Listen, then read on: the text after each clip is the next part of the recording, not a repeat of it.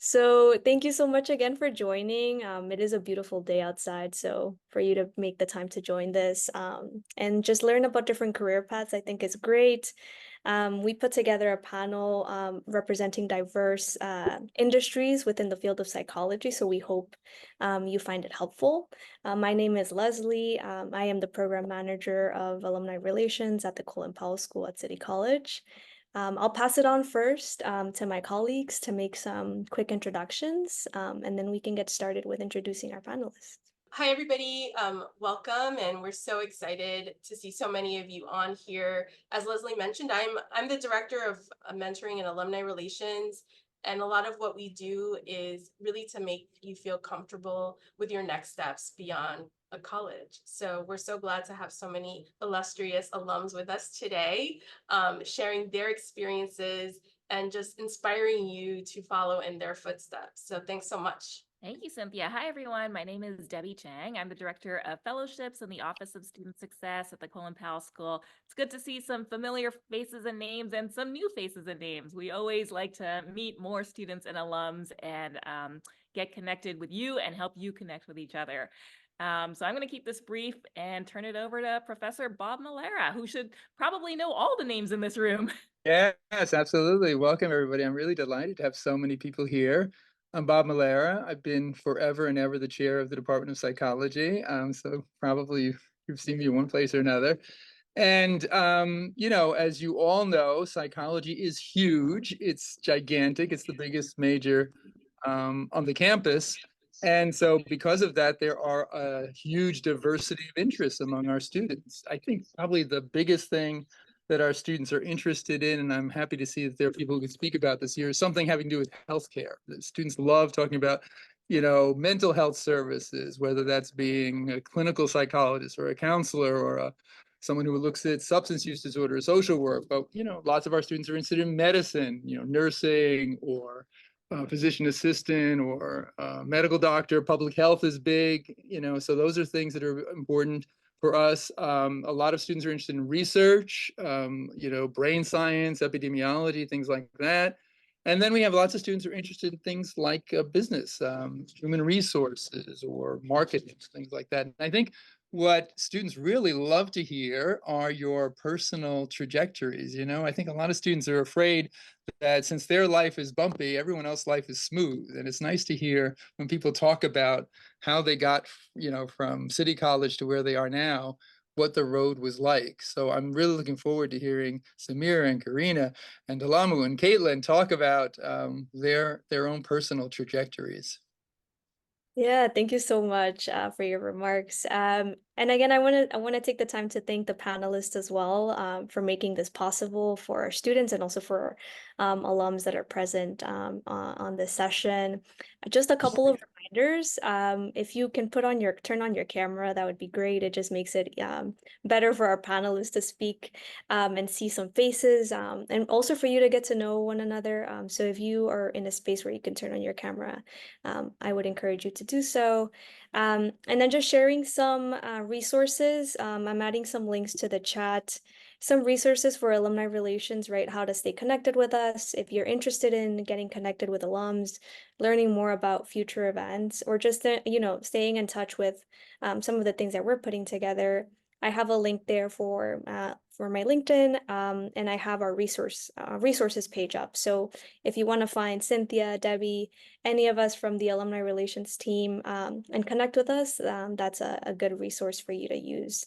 So I put that in the chat for you to see. And now I'll go ahead and introduce our panelists. So thank you again so much for making this possible. I'll start off with Samira. So Samira Khan is the Assistant Director of Research and Clinical Initiatives at the Econ School of Medicine. At that location, she leads the development of respiratory services and advocates for South Asian community health, in addition to her work. Karina Morales is a nationally certified bilingual school psychologist. She is dedicated to supporting children with developmental disabilities and teaching future educators within psychology. Dalamu Sherpa is HR Director at iRaise, Girls and Boys International Corporation. This is an organization where she's committed to creating positive work environments and also empowering youth, right, through the community service and mentorship programs that they have developed. Caitlin Aviles Castillo is the Associate Director of Product Marketing at Columbia Business School. She has a passion for celebrating diversity and also fostering trust in brands. So that's a little bit about who our panelists are and also what they do. But of course, we're going to dive deeper into some of their career details as we move into the panel.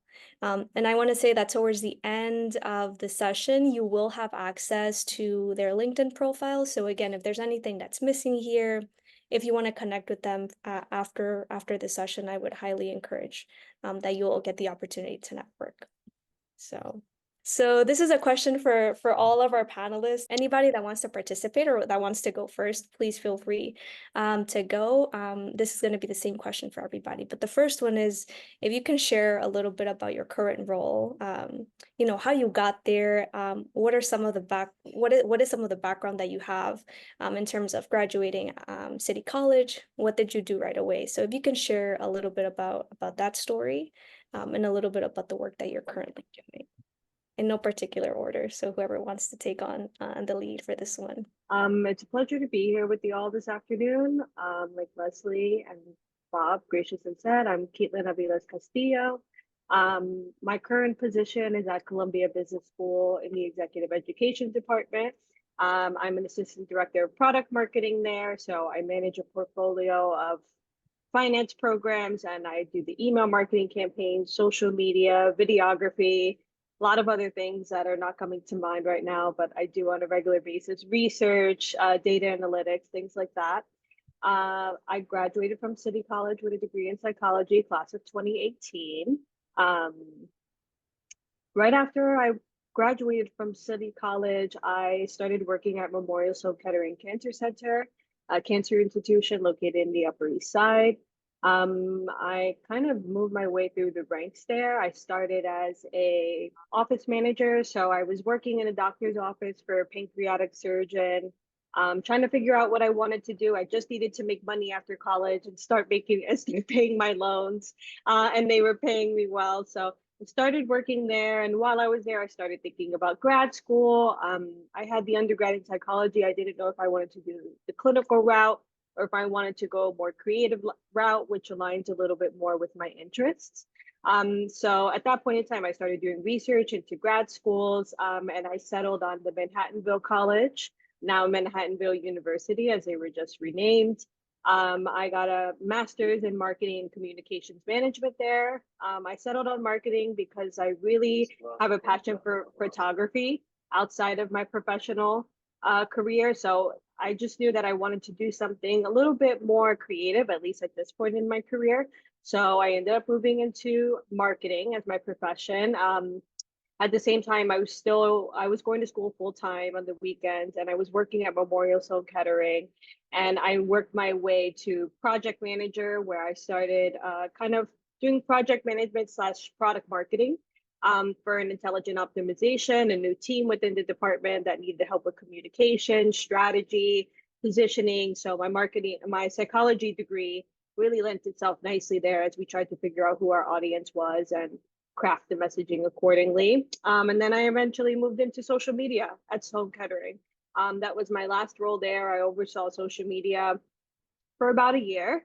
And then I moved over to Columbia Business School, where I am now. That was thanks to that, I had a good friend that networked me into that role. I was looking for a new position in product marketing. I was trying to find a future-proof position in marketing because social media is a little bit like entry level for marketing. I wanted something a little bit more challenging, something that would allow me to flesh out my skill set a little bit more. So that's how I settled on product marketing. And outside of my career, I do some freelance work. I do freelance influencer marketing management, freelance project management, social media content creation, things like that. Thank you so much, Caitlin. Karina. Yeah, sure. I'll jump in. I'm glad Caitlin went first because I was like, I got to put things together in my head. So thank you for going first. And it's so nice to see everybody. I see some of my students here. Thank you so much for joining. This might sound a little repetitious because I know I shared a little bit about my personal experience to my students. So I'm happy to share again, especially with all the new ones here. So I did, before I was at City College, I was a psychology major as well in undergrad. I was at SUNY Geneseo. When I graduated, of course, the question was from my parents, what are you going to do with that degree? So of course, I had no clue what to do. I actually thought of dental school.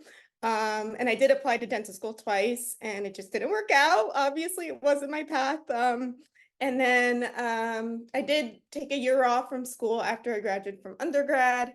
And I found City College, and City College had a master's program in psychology.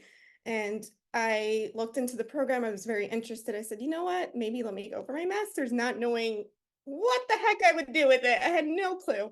I said, I'm just interested. That's what I want to do. I was working with students with disabilities at the time.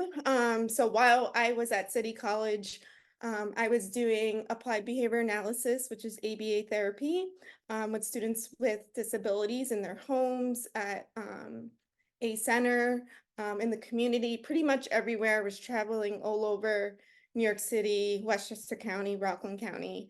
And I realized that I could possibly do more. Again, I was doing ABA, and then I met Dr. Tarter, which I know a lot of you know who that is, but Dr. Tarter really was a big mentor to me, and especially one of her classes, the experimental class, and really coming up with research ideas and things like that. So, and I guess one time when I was meeting with her for office hours, she was like, "What are you doing? Like, you need to go into this field. You need to do something with children with disabilities." And I said, I never really thought of that. Like, I don't know. And I constantly talked about my brother in classes because my brother was diagnosed. I mean, he is diagnosed with autism, but at the time I was doing research studies on adults with autism.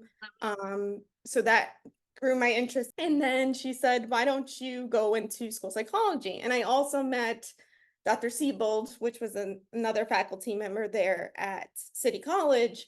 And he was a school psychologist, and I took a lot of his classes in the program, in learning disabilities and abnormal psychology. And it just opened my eyes, and I realized, oh my gosh, this is the field I should go in. So I would really say it was the faculty there at City College who really painted the trajectory for me to apply for doctorate programs in school psychology. And again, I did not want to do it. I had no interest in continuing school after City College. I was done because I felt 2 years at City College was super challenging for me. And I did it, and I got in. And so now I am a school psychologist, bilingual school psychologist in upstate New York, so in Rockland County. So this is my third year, but I also interned 2 years before that in the same school district. So I'm currently in our lower elementary grades K-3. And that's pretty much it. Trying to think what else I could add. I'm talking too much. Thank you. No, you're right on time. Thank you so much, Karina. Samira, if you want to jump in and share. Great, thank you. It was so great hearing about Caitlin and Karina's career trajectories. So hi everyone, my name is Samira Khan. Apologies, I have a cold right now, so I might mute myself if I have a cough attack. But I graduated from City College in 2013. I had a psych major as well. My interest at the time was neuropsychology. So after I had graduated, I had actually, while I was at City College, I was working as a research assistant at the New York State Psychiatric Institute with Dr. David Kimmy. So we were looking at essentially the cognition in patients with schizophrenia and how aerobic exercise influenced cognition and other behavioral symptoms of schizophrenia. And so I actually volunteered there for a couple of years, even after I had graduated. I was also simultaneously working as a scribe at an ophthalmology practice because I was interested in pre-med at the time. And somewhere around 2015, 2016, I decided to go back to school and pursued a degree in public health. So my master's in public health. And I, again, continued to work at the Psychiatric Institute while I was in school.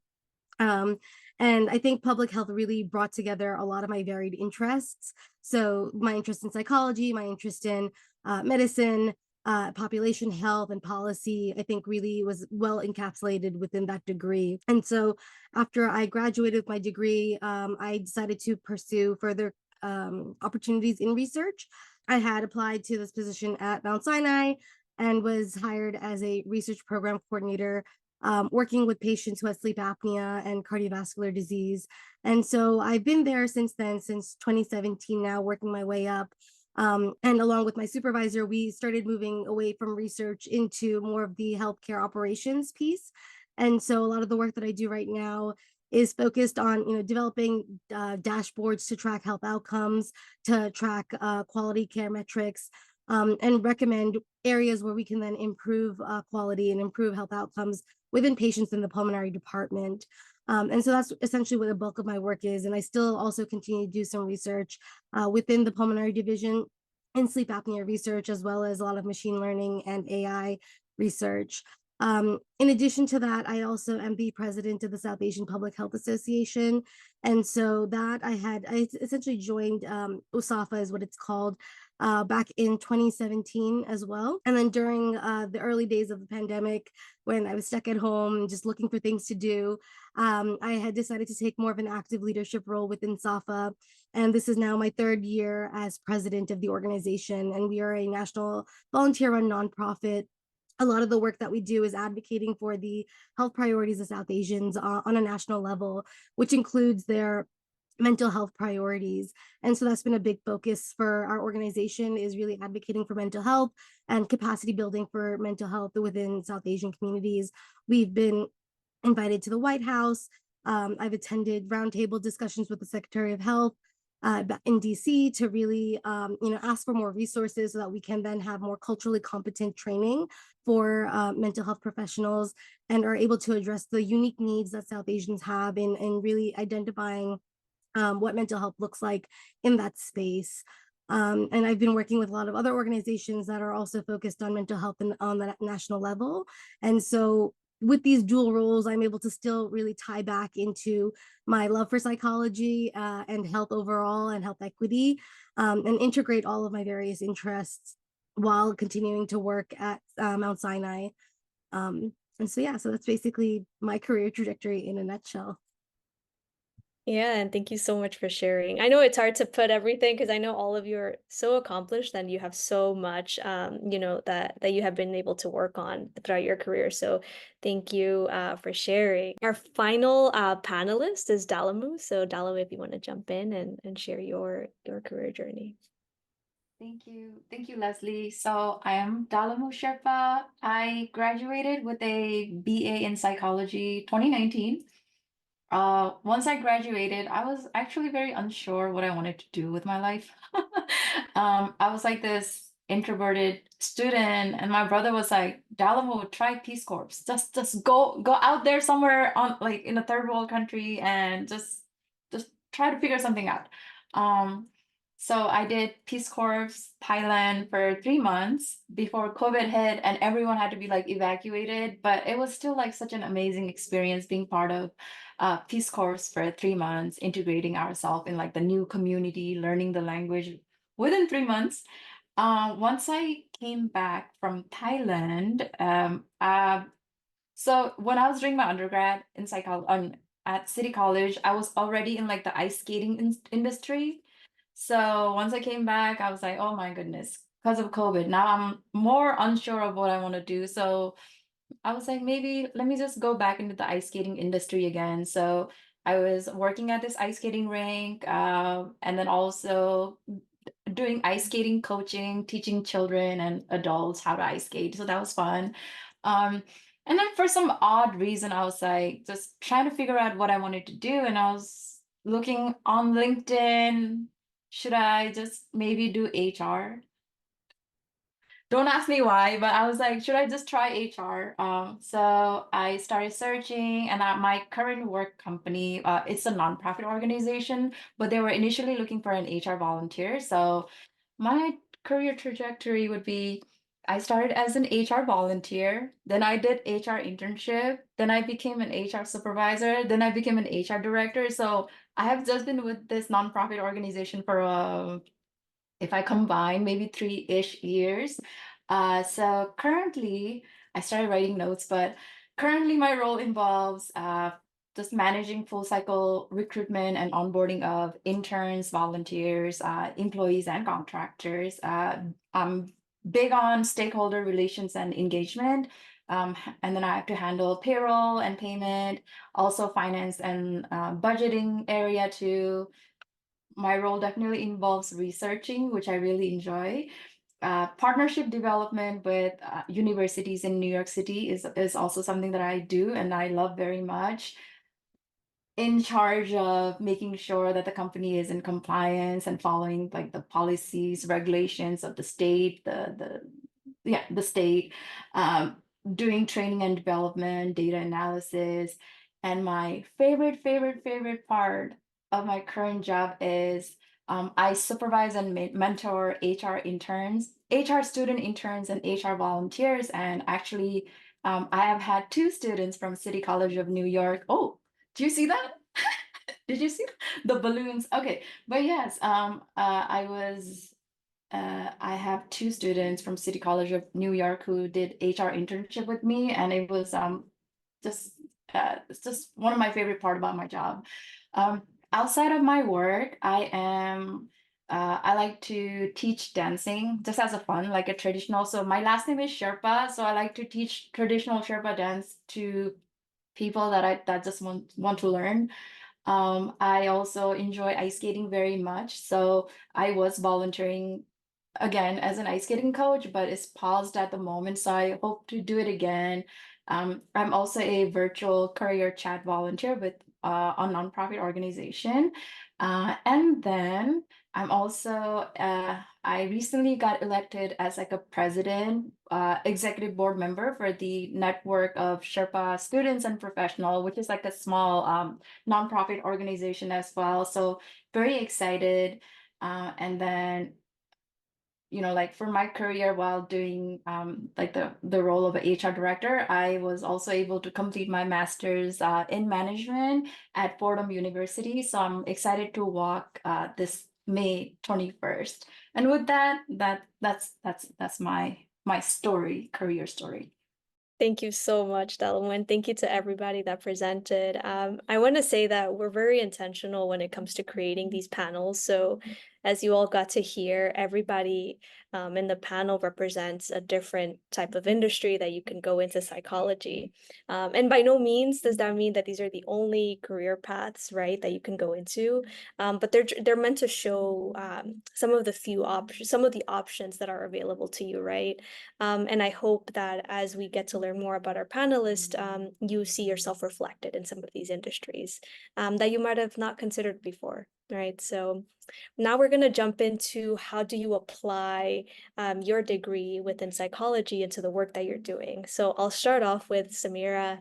Samira, if you can share a little bit about how your background in psychology has influenced the work that you do currently in public health, and also in the research initiatives that you do at your job. What I tell everyone really is that if I were to do it again, I would continue to major in psychology because I think psychology is a major where you can learn the most transferable skills and you can really apply it to any field that's out there essentially. And it's really integral to a lot of what we do on a day-to-day basis. Being in a psychology major really taught me a lot of these analytical skills, which I apply every day to research, but also how to interact with other people, right? Understanding the human behavior. My day-to-day involves talking to, leaders within the healthcare, within the hospital, so doctors, and telling them where they need to improve, which is pretty intimidating because we're really, you have to tread warm waters. These are doctors who are seeing patients every day. And then you're coming in and telling them, hey, like this is something that you need to improve on as someone who's not a doctor.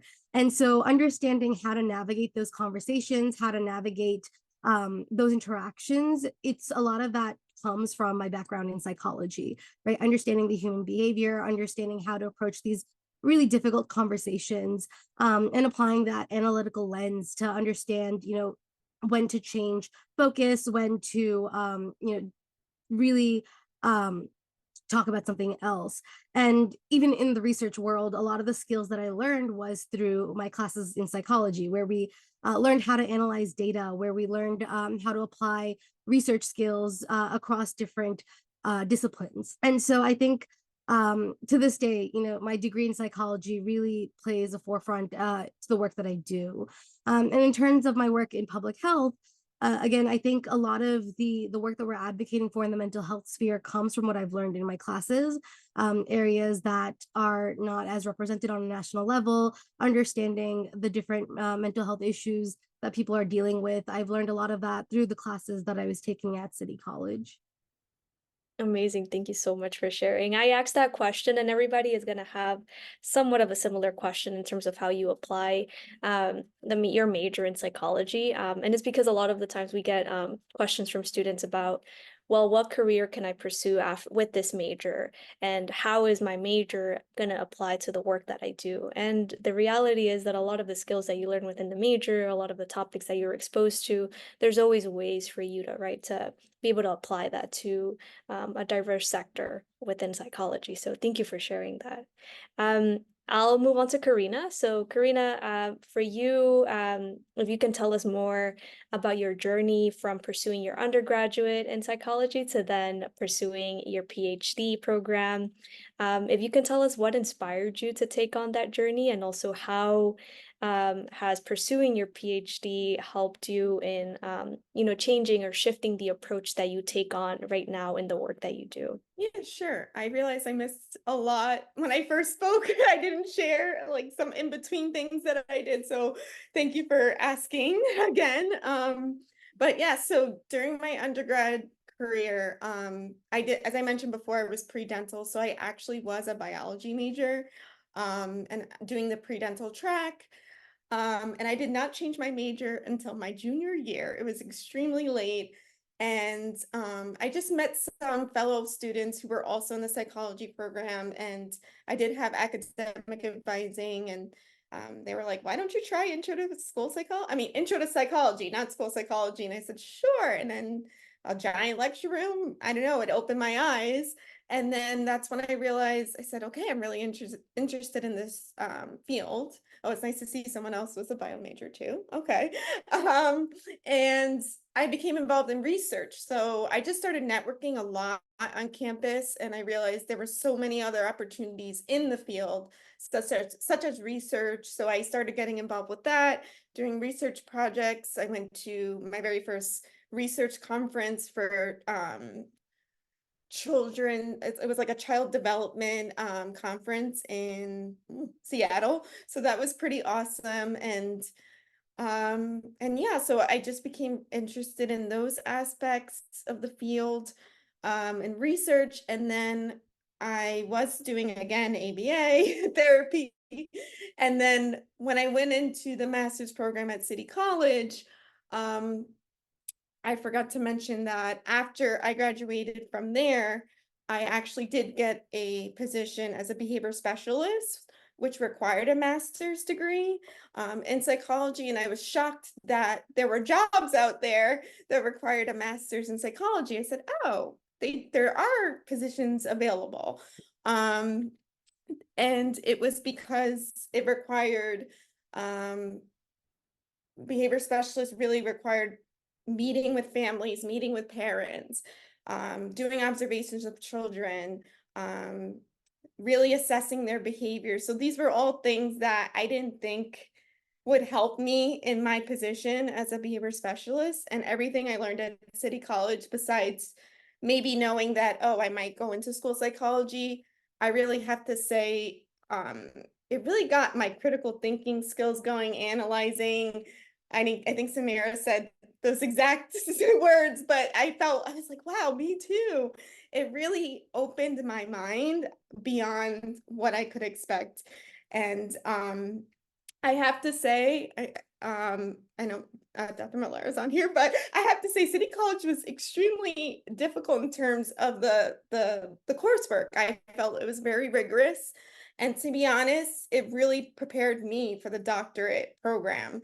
I didn't think that it would be I mean, I thought it was going to be more rigorous in the doctorate program. And to be honest, I felt like it was very different. And just again, nothing against Fordham here, but at City College, again, like just the exams and really taking even like what is it called? The elective courses. I took forensic psychology at City College. I took neuropsychology. I mean, there were so many different types of psychology courses that I took that I didn't realize still probably help me today. Like I think about that's not me, sorry. I think about some things from forensic psychology and I say, oh yeah, we bring up this case now in the school psychology field as I'm working, referring to the code of ethics. Oh wait, I'm still referring to forensic psychology. So things like that. I would say too, the writing skills that I developed at City College really helped me prepare for research and also in the doctorate program as well. So I would just say overall that City College definitely set me off to a great trajectory into the field and into the doctorate program. And this is very important to share as well, because a lot of the questions that I saw coming in from students was exactly what you're talking about. Well, what can I pursue after I complete my undergraduate in psychology? Is there opportunities for a master's? And if there's opportunity for a PhD program, what does that look like, right? And I think that's a question that students tend to ask themselves about requirements. What do I need to get ready or prepare for in order to be a good candidate for a PhD program? So I like that you shared more details about your journey into the PhD program.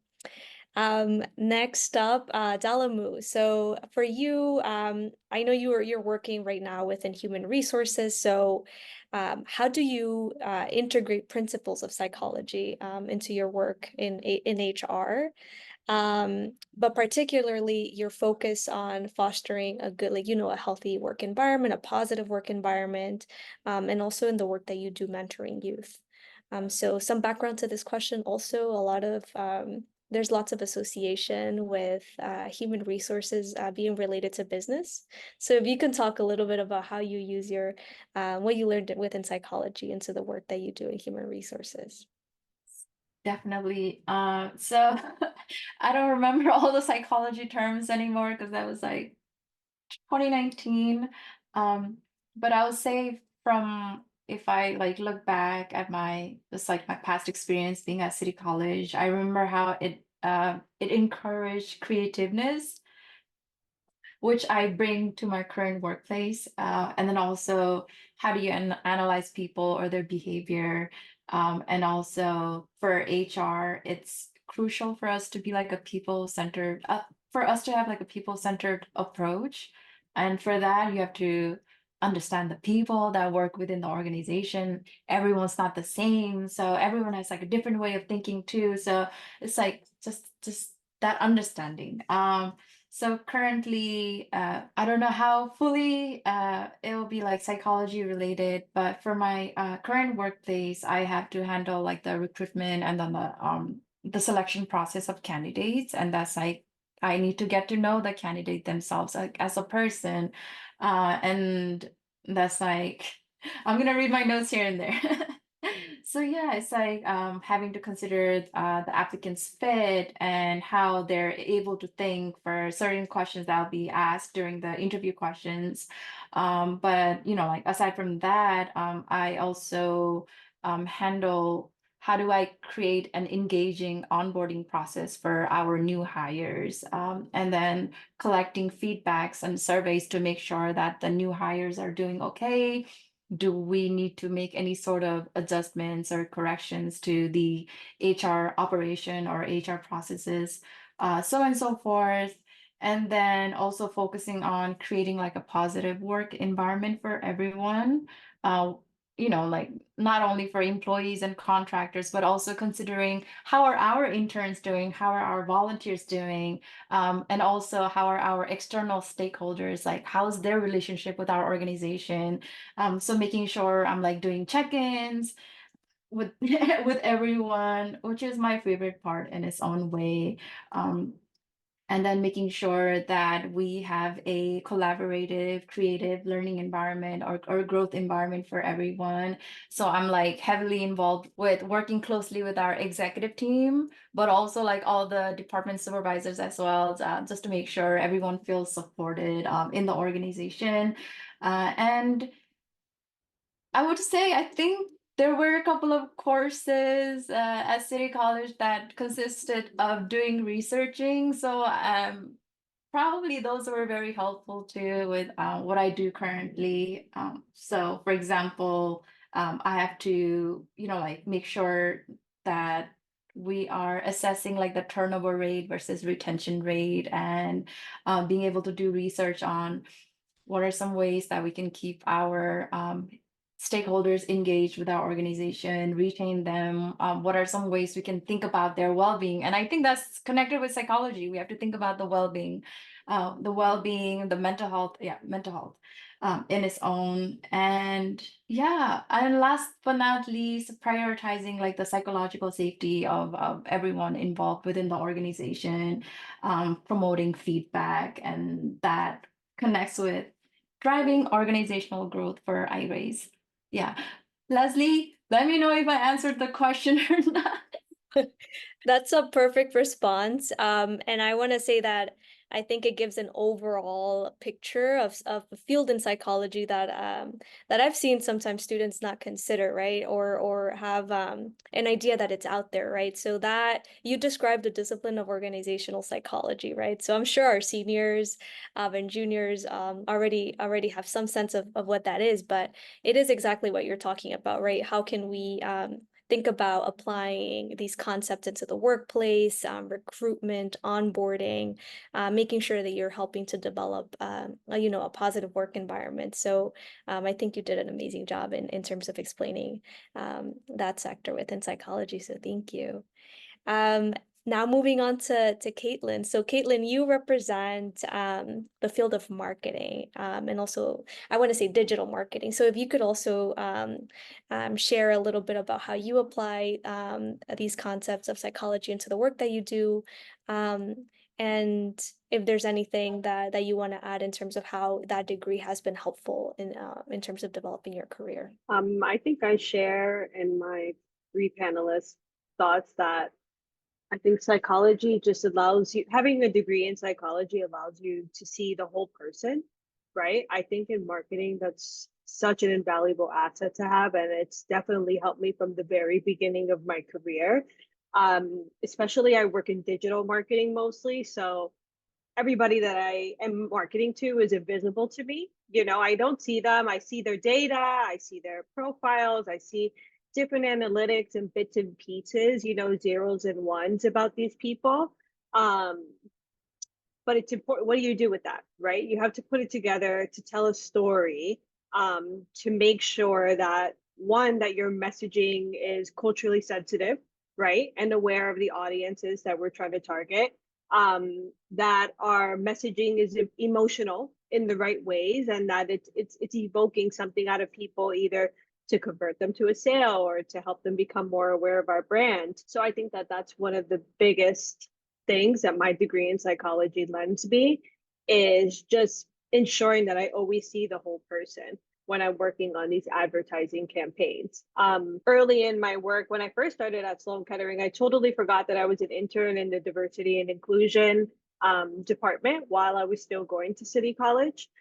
That just kind of made it so at the core of what I do, I'm really ensuring that everything, our marketing, our messaging, and everything is very diverse in imagery, in the type of stories that we're telling. So again, that just goes back to seeing the whole person and making sure that we are celebrating diversity in everything that we do, right? Because sometimes, as they say, in these spaces that we occupy, they are male and pale, so we just need to make sure we are celebrating everybody, and that it's not just a buzzword. It's not something that happens on a particular month of the year. Like we're celebrating that year round. So I really try to bring that to the front of my work. And like the other ladies have said, my degree in marketing helps me measure and analyze impact better. I work with a colleague on my team and we run through the analytics. And again, it helps to understand that data and the kind of results that we could drive with that, or the new ways that we could drive our initiatives forward based on these new insights that we have. We might learn about a new demographic that we're reaching, and we're like, how did we find you? Like, what do we think might have resonated with you? And about making informed guesses, right? Because not all data connects directly to an outcome, or to exactly a point of attrition. You don't always know. So it helps, that degree in psychology helps you kind of put an informed story together of how people might have found us, how we can continue to help them find us. And like I said, just making sure we have human-centered design in everything that we do. It's so important that you retain the humanity, especially in digital marketing, where we want people to feel us really through the screen. And again, I want to say that you represent another field that often is not talked about when it comes to, considering what can I do with my degree in psychology. So digital marketing is something that's up and coming right now. And there's opportunities, right? If you're a psychology major, there's opportunities for you to get into digital marketing. All it takes is for you to sort of get to know somebody else that's doing it, and then also learning how to apply what you're learning right now in your current degree. So thank you also to you for sharing a little bit about your journey into your role. Yeah, it's not always linear, but you use your skill sets, you take what feels natural to you, and you kind of use it to propel you forward. So thank you, Leslie. Exactly. Yeah. Now we're going a little bit more into career exploration. So talking a little bit more about the details, sort of the day-to-day of what our panelists do in their current line of work. And because we are at 6:45, I want to let you all know that if you have questions, we will have a Q&A session in a few minutes. So just bear with us if you have questions that you need to ask our panelists, or any questions that are coming up. We will have a Q&A session. I realized I didn't mention that at the beginning.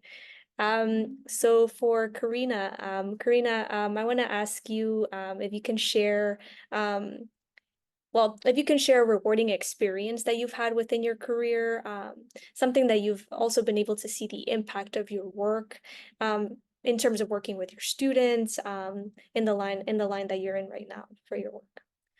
I think I find it most rewarding working directly with students.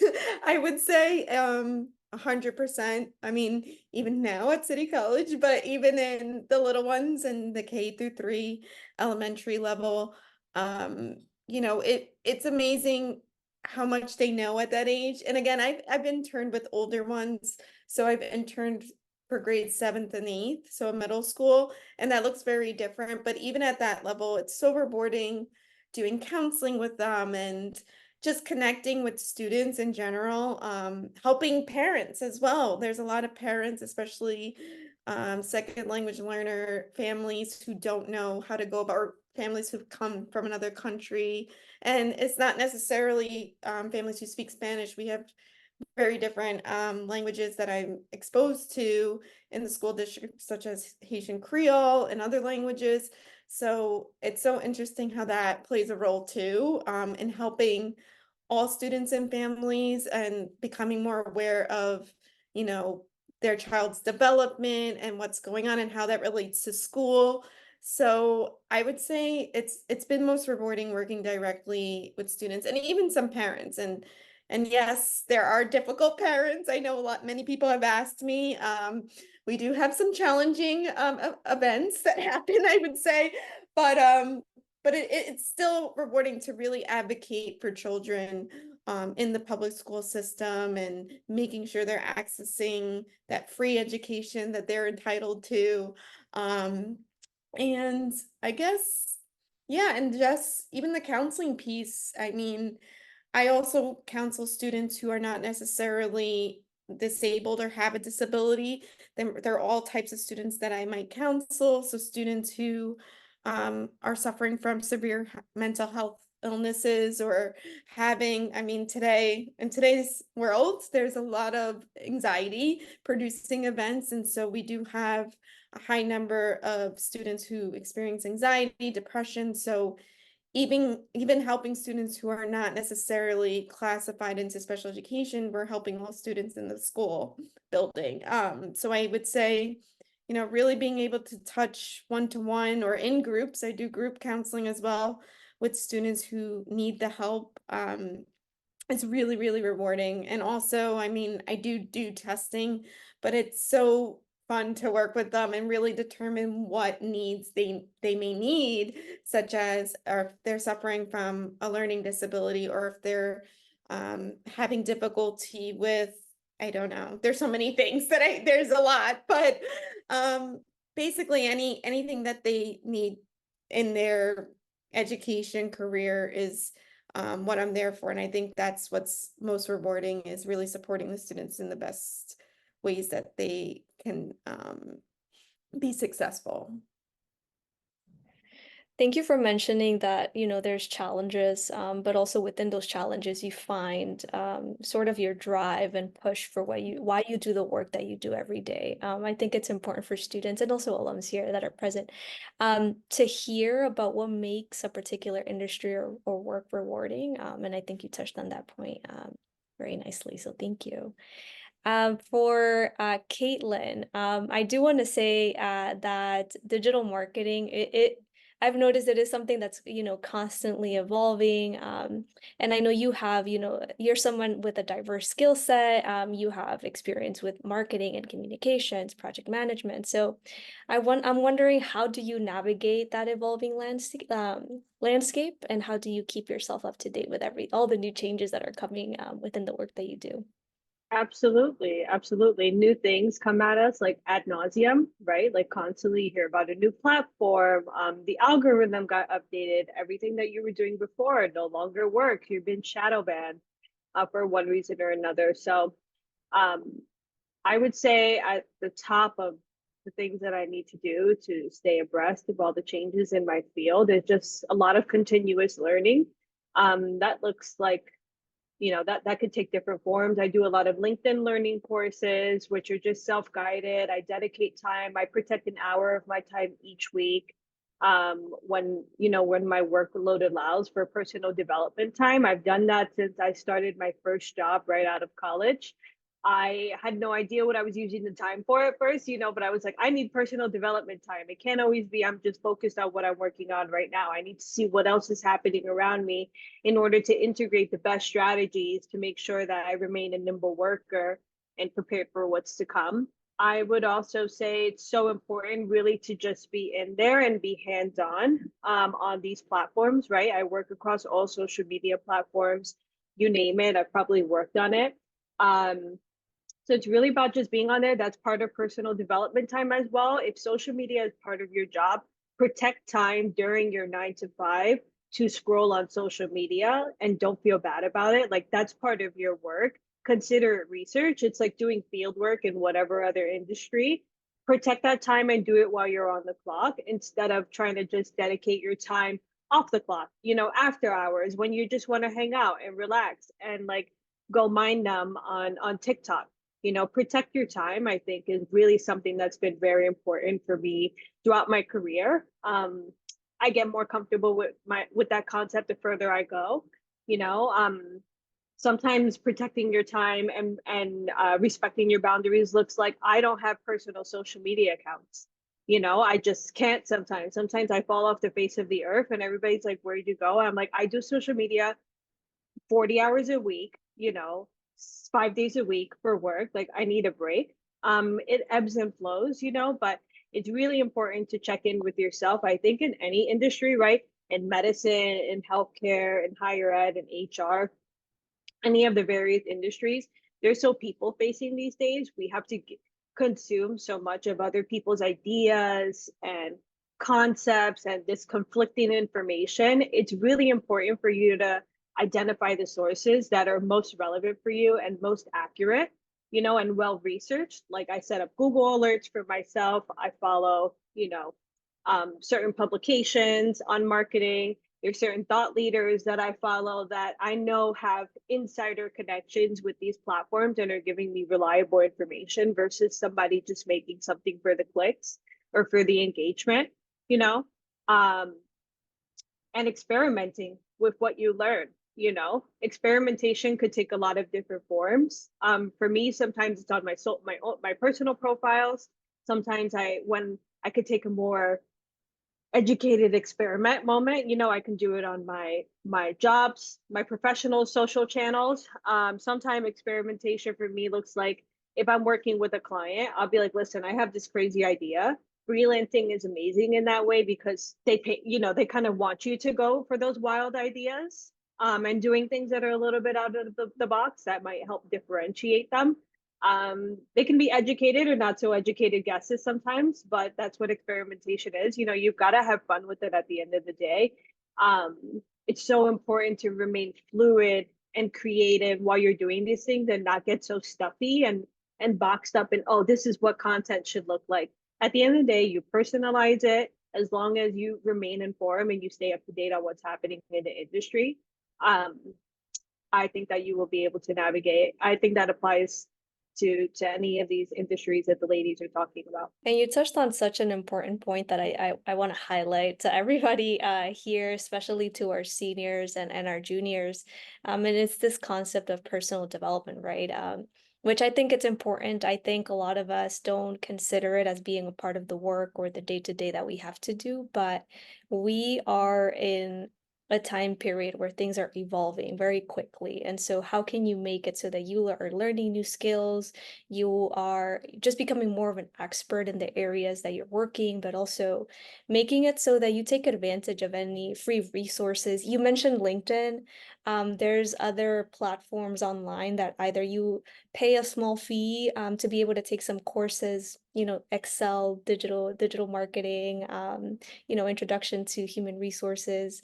And those are things that you can do right during your free time. And I would even advise once you start going into, the work field, the workspace, to make sure to ask your supervisors if there's opportunity for you to do professional development. I think that's something that needs to be said more, especially to our graduating students. So thank you for sharing that. Moving on to Dalamu. So right now you're working as HR director, right, at iRaise. And so I wanted to hear from you more about some of the key initiatives that you've helped to implement, particularly related to mental health, but also any types of educational services that your organization offers, if you can share more about that. I would say not like I haven't like taken key initiative because most of my role involves collaboration. So I would say probably collaborating with the executive team in maintaining that partnership with Department of Education and ensuring that we are hiring qualified candidates to be able to provide those mental health services and educational services at our partnered public schools in New York. So yeah, I don't have much answers regarding the key initiatives itself. But if I can tie it to initiative that I've taken, it would be more so being able to introduce mental health related internships or the social work related internships to college students and being able to provide those opportunities to them. So that would be like an initiative-ish.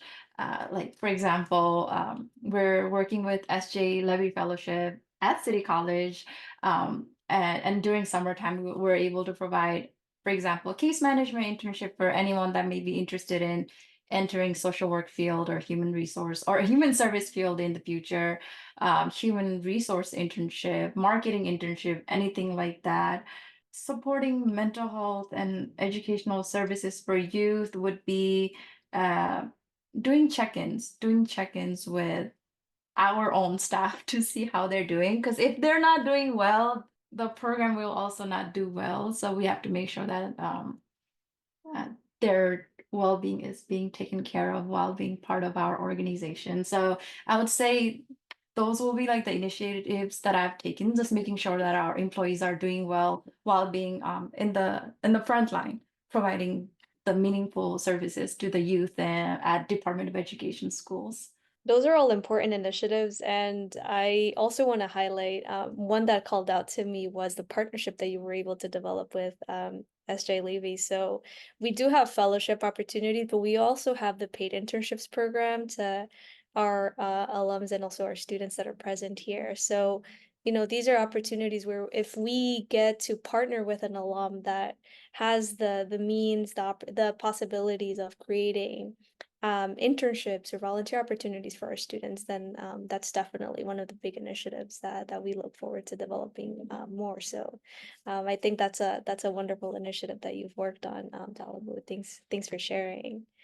Samira, so for you, you have dual responsibilities, right? One as the assistant director, within your current line of work, but also within the organization where you are president. So if you can share about how you balance the work, and also within that, how do you center promoting community health within those lines of work? Sure. Thank you for that question. It's like the $1 million question. How do you have enough time to do everything? Um, and I want to also reiterate that, a lot of times we have these varied interests, and not like one job will not fit all of those together in one neat little box, right? And so a lot of my motivation to take on these ad hoc projects was to really be able to tap into all these varied interests that I have. And be able to, like, you have your side hobbies, but you also have your side passions. And so community health and South Asian health was one of my side passions. And so I was just looking for something that I could do on the side that was meaningful, and really helped me achieve some of, like, essentially made it feel like I was making an impact. Which I feel like I do at my current job as well, but this was something that was a lot more close to home, and gave me more flexibility and creativity in what I could do. And so as the president, I'm really able to lead the direction in where we go, right? And a lot of the work that we do is advocacy related. And so making sure that, now that we have a seat at the table, but making sure that we represent the people in a way that benefits everyone. And so it's just fun to come together with a bunch of people who are interested in the same thing and have the same passion. And so our board, there's 15 of us, and it's all volunteer run. So everyone does this as a side gig after their 9-to-5 job. And one of the reasons why I feel like I can take it on is because my current role is very flexible. I do a lot of hybrid work. So I'll go into the office 2 days a week, and then I'm working from home the rest of the week. And my supervisor is, she's also South Asian, so she understands where that passion is coming from. But also, like, our division chief, who is not South Asian, he sees the value in some of this extra work that I do. And so they really nurture those skills, and they support the leadership aspect of it as well. And so when I have to take off days from work because I have to go to an event or something like that, they're very supportive in that. And they also highlight it at work because they see it as, something that they can also really tag on to and feel proud of. And so having that flexibility, I think, helps a lot. The ability to work from home helps a lot because I can usually tag on meetings right after the workday. And then also having a board that's so dedicated, and we all have the same cause that we're passionate about. And so being able to delegate that work has been a huge help. We have interns that also work with us. I believe we're also partnering with the CUNY career launch to get more interns for the summer. And they're really integral to the work that we do because they come in, they dedicate those 15 hours a week to take a lot of what we vision and putting it into reality. And so it's hard to balance it for sure, but because the side stuff is a lot of things that I'm passionate about, it makes it worth it, right? And I think Caitlin had mentioned this, really making sure that you have time for yourself and having that personal time and balance. And while the work that I do with SAFA cuts into a lot of after work hours, I try to make sure that I only dedicate specific days to this work, right? If I know that it's going to be a very meeting heavy day, I try to balance it so that the next day I'm not doing anything related to it. And so carving out a schedule where I make sure that I have time for myself, that I take time off, that I take advantage of my paid time off. Mount Sinai has a wonderful PTO policy, so I get 30 days off. I was on vacation for 2 weeks recently and didn't check into work at all. right? I had my work profile turned off. I wasn't checking it. I mean, had to check into SAFA here and there. But like really delegating some of that work ahead of time so that I can take that time off and focus on myself, because making sure that your mental well-being is taken care of is the key to ensuring that you can balance everything that you do. Um, and I think a lot of times people who are, part of the hustle culture tend to forget that. And there's no way that you can balance everything if you don't take that time for yourself. Um, and just really making sure that you have a strong network of people around you that are able to come in and help out when needed. And so I think a lot of essentially those are the main ways that I'm able to then balance all of that, and really centering, being able to focus on community health in that aspect by taking care of myself, but then also because my mental well-being is taken care of, I have the flexibility to come in and be creative about how I can help my community. And so brainstorming with other people that are part of the board, but also people who were previously part of the board. We have this massive alumni network that we tap into to see, what are they passionate about? The organization is 25 years old. And so we recently started a podcast series where we interview alumni of the organization and, what their vision is for the next 25 years. And they're still so passionate about the work that a lot of them come to us with opportunities to then move forward in really enhancing the community health aspect with grant proposals or any other projects. So it ends up becoming its own little community. So it's really important to, surround yourself with like-minded people who are passionate about the same thing, while at the same time making sure that you take care of yourself and your mental well-being so that you then are able to go out there and do all this work without the struggle. I know somebody mentioned in the chat self-care, and I want to echo that as well. It's so important. And you mentioned it as well, right? In the two roles that you have in sort of these leadership positions, it's so important to take care of yourself, and it's also important to tap into the passions that you have, right? I've heard stories where students, any myself included, right, once you graduate, you move into the workspace, but you don't want to set aside, some of the passions that you've had. Maybe you were in clubs on campus, you participated on campus events, you helped participate in these different activities. So I like what you share, because I think you are an example of someone that's been able to integrate both the work aspect, but also just the work that you're passionate about, right? And truly build it so that it's manageable for you to continue supporting in those roles. So thank you for sharing that. And I know we're at 7, we're a few minutes past 7, so I do want to open it up for questions. We had a section for advice, but I'm sure some of our guests are going to have similar questions. So I want to open it up. If you want to use the hand raise feature, and then we'll call on you for any questions that you may have for our panelists. Now is the time. Oh, Leslie, I see one hand raised. Meg? I had a question for Samir. Sorry, that was my phone. For Samira, because I saw that you were the president for the South Asian program, and I wanted to know if like you're currently looking for. I saw like on the website there's like a volunteer application. I wanted to know if you guys are like actively looking for volunteers currently. Yeah, so one thing about SAFA is that we are a volunteer-run organization, and what we've recently started is we have 5 committees. And so within the committees, we're actually taking on committee members.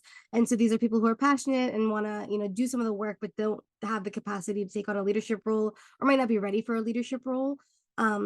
And so we usually once a month, there's like an Excel form that you fill out on the website, and we go through that and pull out committee members to plug into different committees. We also do bring on interns for the summer. So I don't know if you're signed up for the CUNY career launch, but we are actually going to be going through them this summer to recruit interns to do some of the work there as well. But we do routinely check that Excel form and bring people on. I see Amir had his hand up first, and then we'll go to Isaac. Hello, thank you guys for hosting this. I have 2 questions if that's all right. So the first one is if I want to get involved in like research that involves working with patients, what would be the best way to go about that, like finding those opportunities? And then the second one is if you guys could like go back in time, would you guys do this again, like this field? So I can answer the research question. Um, so I actually got involved in research through undergrad. So I believe for one of my classes, we had to do a thesis, or I was also part of the honors program. So it was one of the requirements. And so I actually spent months just emailing people. I would go to different websites, find people who were doing research that I was interested in, and then sending them emails and finding out and seeing who, might be someone that we have a connection with, and reaching out to them to see if they could advocate for me. A lot of times, some of the people who are doing research also have websites where they highlight that they're recruiting someone. But even now at Mount Sinai, we occasionally get people who email our, the investigator to say, I'm interested. Are you able to take us on? And so we usually evaluate those on a case by case basis. But I think just crafting in a good email, attaching your resume, really highlighting what the ask is. So for me, there was a deliverable that was needed. I needed to write a thesis. And I reached out to, I think, over 100 people. And I had, people did respond, and I was able to then land an interview with someone at the Psychiatric Institute. And I ended up working there as a volunteer for many years after that. And then just your second question, I would totally go back and do psych again, just because, like I had mentioned before, it's one of those degrees that really gives you transferable skills and you can use it in any field. And it's just also so interesting as well. Thank you for that question. And thank you, Samira. Isaac. Hi, thank you. Thank you guys for coming and speaking. I have a few questions, so I'm gonna try to briefly talk about this. This question specifically for Dr. Morales. I work in ABA as well. I'm a behavior technician for Problem Moments ABA, and my specific question is, my goal is to become a clinical child psychologist, and I'm a junior in City College, and the goal is to get my master's in psychology after this, then a PsyD, then pursue, on and on. I just want to know any like advice you want to give to students about pursuing a PsyD or a PhD, either or. PsyD is more clinical focused. So any advice you want to give about that? So yeah, so I would say, so you said you're a junior in undergrad, right? And it's great that you're a behavior technician. That's awesome. That's how I started. So I was like, wow, he's doing the same exact thing. So I would definitely recommend, in terms of programs, definitely do your research. I know you mentioned you were considering doing a master's first and then a doctorate. I know that if I could go back, I mean, my experience at City College was phenomenal, but I wasn't aware of a lot of things, and I think that's where City College opened my eyes, where I wasn't aware that there were school psychology programs at a master's level. So if I could go back, I probably would have went for my master's first in school psychology, but again, I didn't know that it existed. So again, I would really do your research on what programs are out there in clinical psychology, especially at both levels, the master's and the PhD or PsyD levels. Now, as you said it, PsyD is definitely more clinical based, and I actually thought I wanted to do a PsyD because, as you've heard my history, I've done a lot of research from undergrad through my master's and so on. But I actually did get into the program there at Rutgers, and it was between that or the PhD, but then I decided to do a bilingual track at Fordham, so that's what made me choose it. I really don't see a giant difference between the two, to be honest. PhD, they say, is more research based, and then the PsyD is more clinical based. However, I have to say that I practice with other psychologists, they're school psychologists who have PsyDs and PhDs. I do have a PhD, and we still do the same things. It may look different though in clinical psychology. So again, I would really take advantage of doing your research and your Google searches on the programs that are available, in terms of degree level and in terms of the differences between PsyD and PhD. But that's the general difference. But I would still look into, what sort of courses are available, if that's what interests you, because they do sort of look very different. Like, for example, the PsyD, you may do more clinical work, more hands-on work. PhD is a lot of writing. So I would look at those differences. I think I tackled most of your questions. Yeah, you did. Thank you very much. Okay. I'm gonna ask the last question and then I'll be done. This question is for anybody that want to speak on it. Specifically nonprofits. I heard nonprofits is a good way to go into like psych field. And I have a friend that's in the psych major, currently deciding which side she wants to go on or what she wants to do afterwards. And she loves social media. So any like advice for how to connect the two things you love, social media, nonprofits, or like and psychology? Yeah, nonprofit, Isaac, this even within nonprofit, it's like different things going on. Like my nonprofit, not my nonprofit, but my current nonprofit, if they focus on mental health services and academic service. So if you're like, oh, I want to get some experience in like the psychology field or something like that, you can always research nonprofits that provide psychology related volunteer opportunities or internship. Like for example, for ours, we have peer wellness coaching, which is inactive at the moment, but we had the peer wellness coach internship, which is perfect for psychology students because you get to do either one-on-one or group counseling with the students, and you get to work like kind of like side by side with one of our licensed school social workers. It's inactive at the moment, but we want to make it active again. And then yeah, I would say just look up the nonprofit on Google, like the psychology related internship volunteer opportunity. And most of the time, the nonprofit also have like a career development opportunities. So usually interns, volunteers, whenever there's like new job opportunities related to psychology, is shared internally. But again, depends on nonprofit to nonprofit.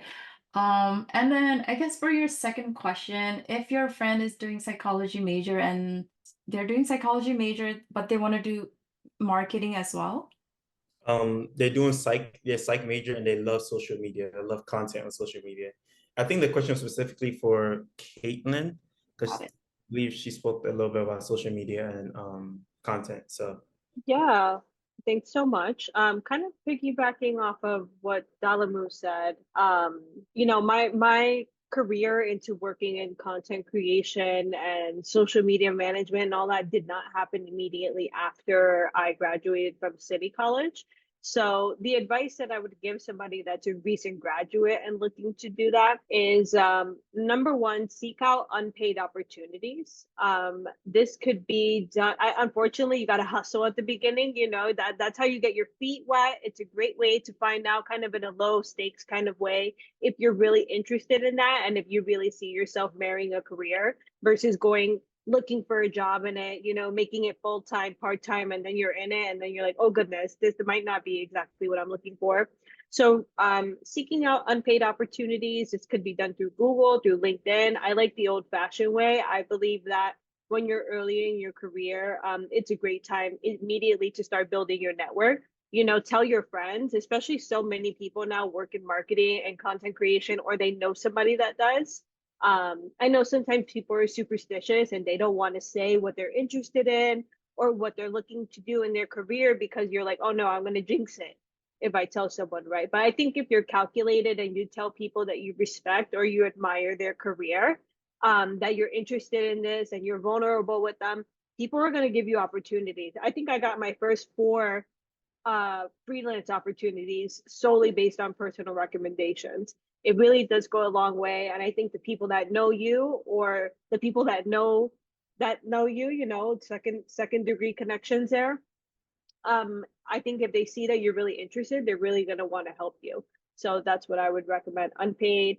Learn online as much as you can. Like I said, take courses on Coursera, on LinkedIn Learning. It's really good to give you some of those foundations. And of course, if you're interested, you could pursue a degree in master's. That was the route I took, but not everybody necessarily has to go that way. all right, thank you guys for sharing your thoughts. I look forward to connecting. Thanks so much for the question. Thank you, Caitlin. Network. We want you to make as many connections as possible. You can contact our team, and if you're interested in connecting with any of our alums here or otherwise, we can make those connections happen. So please reach out. to our staff here. I saw that Alex had their hand up, so I just wanted to make sure I had room for one last question. Alex? I'm looking for work and I'm having a really hard time even knowing what to look for. So when you go to search engines for jobs, you have to already know the name of the job that you're looking for. And I don't even know the name of jobs that I'm looking for. That because what I want to do requires a master's, and I'm going to get my master's, but I'm taking a year off. And I thought I was going to be able to be working this whole time, but I'm not finding work. And because everything I can think of that I want to do, which is mental health adjacent, requires a master's. What are we qualified to do with a BA? I'm not finding much out there. I'm gonna jump in very quickly, but then if any of our panelists want to take a shot at the question too. Alex, are you, I think you mentioned are you an alum or graduating in spring 2024? I'm graduating. Graduating. I'm graduating at the end of this month. So I was finished with my degree requirements in December, but I walk, in a couple weeks. Okay, so that's very important to know, and I think this applies to anybody also that's here. I shared some links. One of the first ones is about career resources, so I do want to emphasize getting an internship opportunity under your belt before you graduate. And again, when you're taking on internships, you don't necessarily have to, it doesn't have to be like exactly what you want to go into. A lot of the times it's meant to give you an idea or a better sense of what's out there, right? I have internship. I already did. I'm currently doing an internship for over 3 years now. Okay, so I just wanted to put that out there. If anything, we can connect you to our career coaches, but I also want to pass it on to our panelists to see if anybody has some recommendations for you. Alex, what's the internship that you're doing? I'm a volunteer with the Trevor Project, so I'm a digital crisis counselor. So I've already discovered that by being a counselor or crisis counselor, that this is definitely what I want to do. And I've done it now for over 3 years. Got it. Got it. Thank you. I may mostly be able to speak about like the human service area, but some of the titles are like case planner, case manager, case aide. And those are like usually bachelor's level, someone with like a BA or bachelor's in social work, something like that. Yeah, I would also recommend just like sometimes what I do is I type in like into Indeed areas that I'm interested in. So it doesn't necessarily even have to be a title, but like for example, if I'm interested in South Asian help, I'll type in South Asian help and then I'll type in like the degree that I have to see what, because oftentimes what that does is it pulls up jobs where that degree is listed as a requirement.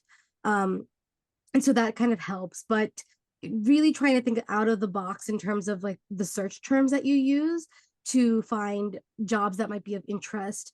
The other thing I would recommend is also seeing how like this unpaid role that you're doing, if they have similar roles that are also paid, so that you could then transition into that, or talking to the people that you currently work with in the unpaid role to see if they have any paid opportunities. And my recommendation there was going to be use ChatGPT. When I was laid off, I was laid off in 2022 from between my role at Sloan Kettering and my new role at Columbia Business School. And I found myself in the same place as you. I was trying to read, and product marketing is a little niche, all these jobs are product marketing, but the descriptions are completely different. And I wasn't really fitting the buff for all of them. So I used ChatGPT. I was typing in like, what are jobs that I could get? These are my degree. This is what I'm interested in. It might not be 100% accurate all the time, but it could help you. It could be like a brainstorming buddy, specifically based on your qualifications.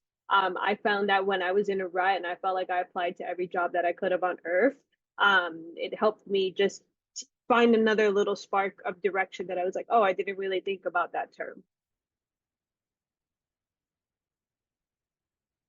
Thank you. Absolutely. Best of luck. I think we have time for one more question, and then we have to start wrapping up. Yeah, I think I see Ileana.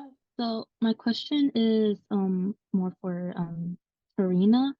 So hopefully if everything goes well, I could be working at a summer camp this summer. So one thing I always keep in mind is that the only behavior we can control is our own. So I wanted to know, how can you like de-escalate a situation between two children? And when do you come to the conclusion to let a parent know about disruptive behavior? Just because that I know sometimes the situation at home might not be the best, and then telling a parent something could make the situation worse for the student. So I just want to know, how do you approach that situation? I feel like that's something I deal with every day in a school setting. So, oh man, at a camp, that's a toughie. So, I mean, you know, in my perspective, I would always say first, I would want to put the child first. So I think someone mentioned like person-centered planning before, and that's really big, and that I've learned over the course of my years in my field.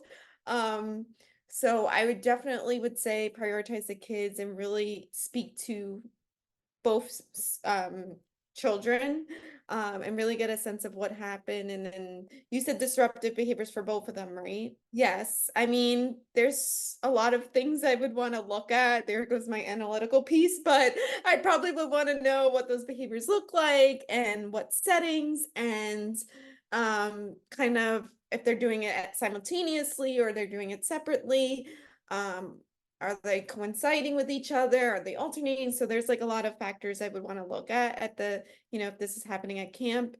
And then if it's becoming too disruptive, I would definitely reach out to each parent and definitely would speak upon separate occasions, because unless, so I really also really want to consider like the privacy of the students or the child, I would say, if it's at a camp, and really making sure that their needs and what's going on with them are kept separate. Unless if the parent were to bring up, oh, well, my child knows this other child, then I would be okay talking about it if they knew, if they brought up the child's name on their own.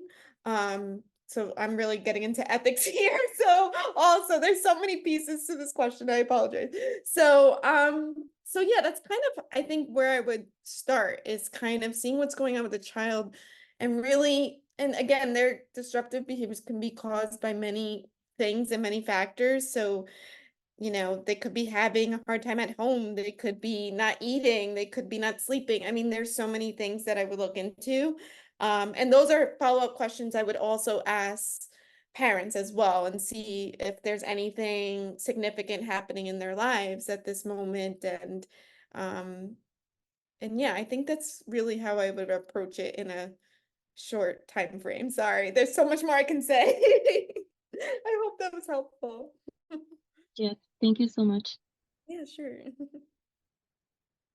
Well, I do want to point out that we're at time exactly, so I want to start thanking our panelists for making it out here today again. Thank you for your time, and also for answering all of the questions that our students and alums have. I think it means a lot to a lot of them to be able to hear about your experiences, but also to get a glimpse into what each of the different sectors might look like, with a degree in psychology. So to our guests here, I still see questions. So if you didn't get to ask questions, I will be sending an email with information about our panelists, ways to connect with them on LinkedIn and also via email. So that will be coming.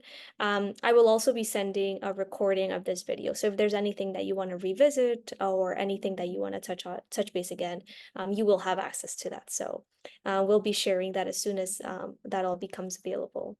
And again, thank you everyone for the wonderful questions, and thank you again for joining us for this event tonight. Thank you, Leslie, our wonderful moderator. Yes, thank you so much. This is such a nice night.